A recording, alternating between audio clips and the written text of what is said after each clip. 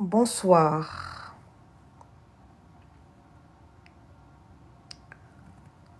Aujourd'hui, nous poursuivons avec ce travail de présentation des textes fondateurs de la République gabonaise après la Constitution du 26 mars 1991.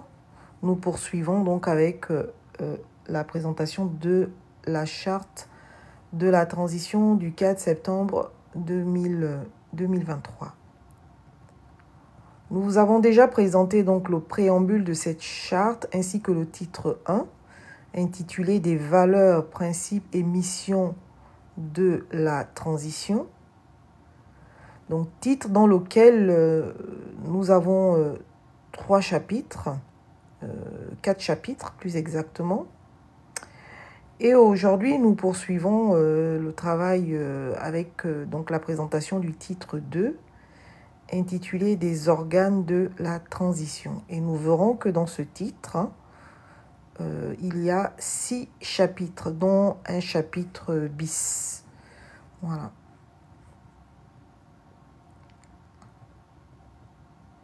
Article 34. Les organes de la transition sont le président de la transition, le Conseil national de la transition, le gouvernement de la transition, le Parlement de la transition, la Cour constitutionnelle de la transition, le Conseil économique, social et environnemental de la transition. Chapitre 1er du président de la République. Article 35. Le président de la transition remplit les fonctions de président de la République, chef de l'État. Il est le ministre de la Défense nationale et de la Sécurité. Il veille au respect de la charte de la transition et de la Constitution du 26 mars 1991. Il est choisi par un collège de désignation mis en place par le Comité pour la transition et la restauration des institutions. Article 36. Les pouvoirs et prérogatives du président de la transition sont définis dans la présente charte et la Constitution du 26 mars 1991. Article 37. Le mandat du président de la transition prend fin après l'investiture du président issu de l'élection présidentielle. Article 38. Tout candidat aux fonctions de président de la transition doit remplir les conditions suivantes. Être une personnalité civile ou militaire. Être de nationalité gabonaise d'origine au sens du titre 1 du Code de nationalité. Être âgé de 35 ans au moins et de 70 ans au plus. Être intègre, de bonne moralité et impartial. Être une personnalité de notoriété publique. Jouir de ses capacités physiques et mentales. N'avoir jamais fait l'objet d'une condamnation pénale pour crime. Être reconnu pour son engagement dans la défense des intérêts nationaux. Article 39. Le président de la transition, président de la République, chef de l'État, entre en fonction 7 jours au plus après sa désignation. Avant d'entrer en fonction, il prête devant la Cour constitutionnelle le serment suivant. Je jure devant Dieu et le peuple gabonais de préserver en toute fidélité le règne républicain, de respecter et de faire respecter la charte de la transition et la loi, de remplir mes fonctions dans l'intérêt supérieur du peuple, de préserver les acquis démocratiques, l'indépendance de la patrie et l'intégrité du territoire national. Je m'engage solennellement et sur l'honneur à mettre tout en œuvre pour la réalisation de l'unité nationale. Après l'investiture, le président de la Commission nationale de lutte contre l'enrichissement illicite reçoit publiquement la déclaration écrite des biens du président et du vice-président de la transition. Cette déclaration fait l'objet d'une mise à jour annuelle. Dans un délai maximum d'1 mois avant la fin de la transition, le président de la Commission de la lutte contre l'enrichissement illicite reçoit une seconde déclaration écrite des biens du président et du vice-président de la transition. Celle-ci est publiée au journal officiel accompagnée des justificatifs éventuels en cas d'augmentation du patrimoine. Cette obligation de déclaration des biens s'applique également à tous les membres des organes de la transition institués par la présente charte à l'entrée et à la fin de leurs fonctions. Article 40. Le président de la transition peut être assisté d'un vice-président de la transition remplissant les fonctions de vice-président de la République. Le vice-président de la transition est nommé par le président de la transition qui met fin à ses fonctions. Le vice-président de la transition n'est pas éligible à l'élection présidentielle qui sera organisée pour marquer la fin de la transition. La présente disposition n'est pas susceptible de révision. Article 41. Il est créé un secrétariat général de la présidence de la République, dirigé par un secrétaire général nommé par le président de la transition. Le secrétaire général de la présidence de la République est chargé de la coordination de l'action présidentielle. Le secrétaire général de la présidence de la République, en exercice pendant la transition, ne peut se porter candidat à l'élection présidentielle qui sera organisée pour marquer la fin de la transition. Chapitre 2 du Conseil national de la transition, article 42. Le Conseil national de la transition, en abrégé CNT, assiste le président de la transition dans la détermination de la politique de la nation. Il est composé des membres du Comité pour la transition et la restauration des institutions, en abrégé CTRI. Le Conseil national de la transition exerce les prérogatives définies par la présente charte et se réfère aux dispositions de la Constitution du 26 mars 1991. Chapitre 3 du gouvernement de la transition, article 43. Le Premier ministre, chef du gouvernement, et les autres membres du gouvernement de la transition sont nommés par le président de la transition. Ils sont placés sous l'autorité du président de la transition, à qui ils rendent directement compte.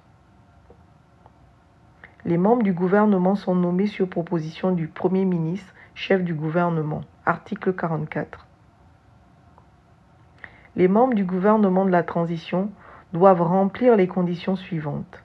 Être de nationalité gabonaise d'origine, jouir de ses capacités physiques et mentales, n'avoir jamais fait l'objet d'une condamnation pénale pour crime, avoir les compétences requises, être reconnu pour son engagement patriotique, être de bonne moralité. Avant leur entrée en fonction, les membres du gouvernement de la transition prêtent serment au cours d'une audience solennelle présidée par le président de la transition en présence des membres de la Cour constitutionnelle de la transition, des présidents et vice-présidents des deux chambres du Parlement de la transition et les présidents de la Cour de cassation, du Conseil d'État et de la Cour des comptes selon les termes ci-après. Je jure de respecter la Constitution et l'État de droit, de remplir consciencieusement les devoirs de ma charge dans le strict respect de ses obligations de loyauté à l'égard du président de la transition, chef de l'État, de garder religieusement, même après la cessation de mes fonctions, la confidentialité des dossiers et des informations classées secret d'État et dont j'aurais eu connaissance dans l'exercice de celle-ci. Les membres du gouvernement de la transition ne sont pas éligibles à l'élection présidentielle qui sera organisée pour marquer la fin de la transition. Les officiers supérieurs des forces de défense et de sécurité, nommés membres du gouvernement, réintègrent leur corps d'origine à la cessation de leurs fonctions ministérielles.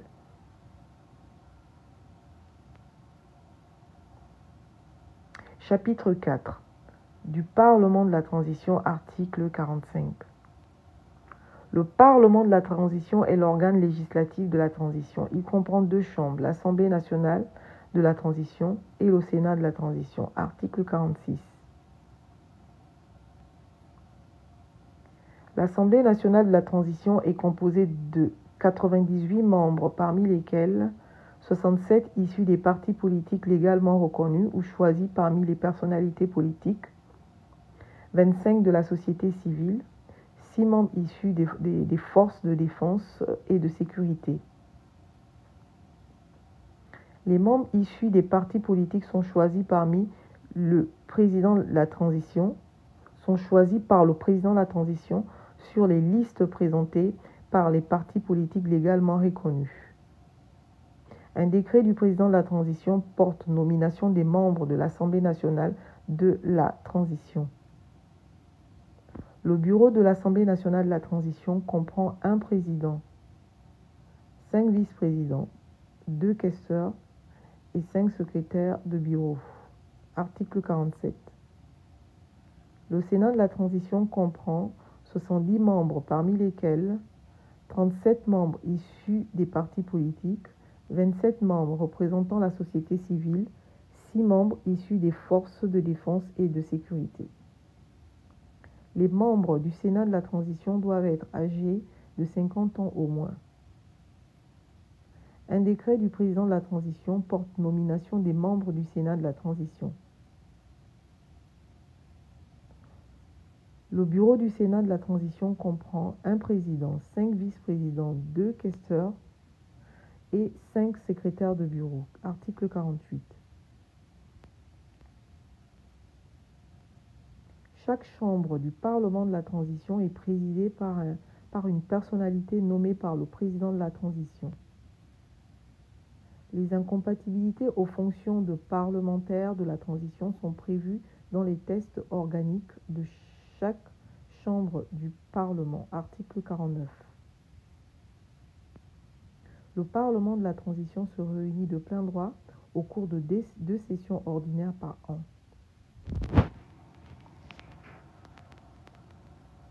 La première session ordinaire de la transition s'ouvre le premier jour ouvré du mois de mars et prend fin le dernier jour ouvré du mois de juin. La seconde session ordinaire de la transition s'ouvre le premier jour ouvré du mois de septembre et prend fin le dernier jour ouvré du mois de décembre. À titre exceptionnel, la seconde session ordinaire de l'année 2023 s'ouvre 10 jours après la nomination de l'ensemble des membres du Parlement de la transition. Au cours de la séance inaugurale, chaque chambre du Parlement de la transition adopte son règlement intérieur.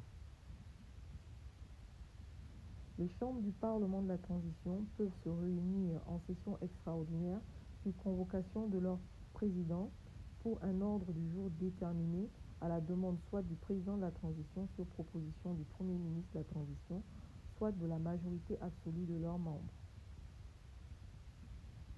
Les sessions extraordinaires sont ouvertes et closes par décret du président de la transition, président de la République, chef de l'État.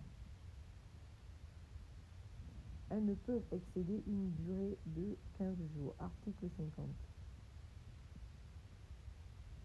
Le Parlement de la transition adopte le plan d'action et la feuille de route de la transition présentée par le Premier ministre. Il veille à l'exécution, au contrôle et au suivi, évaluation du plan d'action et de la feuille de route de la transition. Article 51. Le Parlement de la transition exerce les prérogatives définies par la présente charte et la Constitution du 26 mars 1991. Article 52. Les présidents et les vice-présidents des 2 chambres du Parlement de la transition ne sont pas éligibles à l'élection présidentielle qui sera organisée pour marquer la fin de la transition. La présente disposition n'est susceptible d'aucune révision. Article 52 bis. Les membres du Parlement de la transition portent le titre de député ou de sénateur de la transition. Leur mandat court à compter de la date de leur nomination et se termine à la fin de la transition. En cas de manquement avéré aux valeurs prônées par la présente charte, le président de la transition peut décider, après avis du bureau de la chambre concernée, de mettre un terme au mandat d'un député ou d'un sénateur de la transition. Dans ce cas, il est porté à son remplacement dans les mêmes formes et conditions que celles qui ont prévalu lors de sa nomination. Chapitre 5 de la Cour constitutionnelle de la transition, article 53. Avant leur entrée en fonction, les membres de la Cour constitutionnelle de la transition prêtent serment au cours d'une audience solennelle présidée par le président de la transition en présence des présidents et vice-présidents des deux chambres du Parlement de la transition et les présidents de la Cour de cassation, du Conseil d'État et de la Cour des comptes. La Cour constitutionnelle de la transition contrôle la conformité à la charte de la transition et à la Constitution du 26 mars 1991 des actes législatifs et réglementaires pris par les organes de la transition.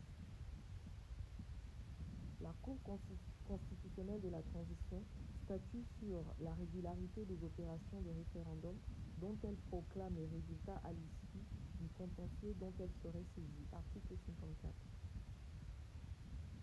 La Cour constitutionnelle de la transition est composée de 9 membres nommés par le président de la transition parmi les hauts cadres de la nation, dont le président.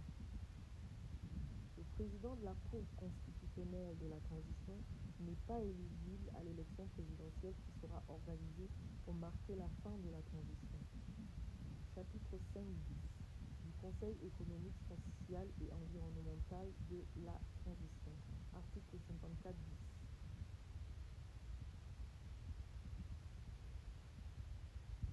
Le Conseil économique, social et environnemental de la transition est une assemblée consultative. Article 54 ter. Le Conseil économique, social et environnemental de la transition comprend 60 membres, parmi lesquels 20 membres choisis parmi les personnalités qualifiées qui ont honoré les services de l'État, 11 membres représentant les associations légalement constituées, 6 membres représentant les organisations patronales, 6 membres représentant les organisations syndicales, 6 membres désignés par les confessions religieuses, 11 membres désignés par les organisations traditionnelles. Un décret du président de la transition porte nomination des membres du Conseil économique, social et environnemental de la transition. Le bureau du Conseil économique, social et environnemental de la transition comprend un président, 2 vice-présidents et 2 questeurs et 2 secrétaires de bureau. Le président du Conseil économique, social et environnemental de la transition n'est pas éligible à l'élection présidentielle qui sera organisée pour marquer la fin de la transition. Chapitre 6. Les autres dispositions. Article 55. L'accès des femmes aux fonctions électives et nominatives peut être favorisé par des mesures particulières prévues par la loi. La composition des différents organes de la transition prend en compte le genre. Article 56. Dans les cas de présomption de terrorisme et d'atteinte à la sûreté nationale, la garde à vue peut atteindre 168 heures, délai au-delà duquel une décision d'un magistrat de l'ordre judiciaire est requise. Article 57. Les responsables administratifs et financiers ou questeurs des institutions de la République sont nommés par décret pris en Conseil des ministres. Je vous remercie de votre écoute.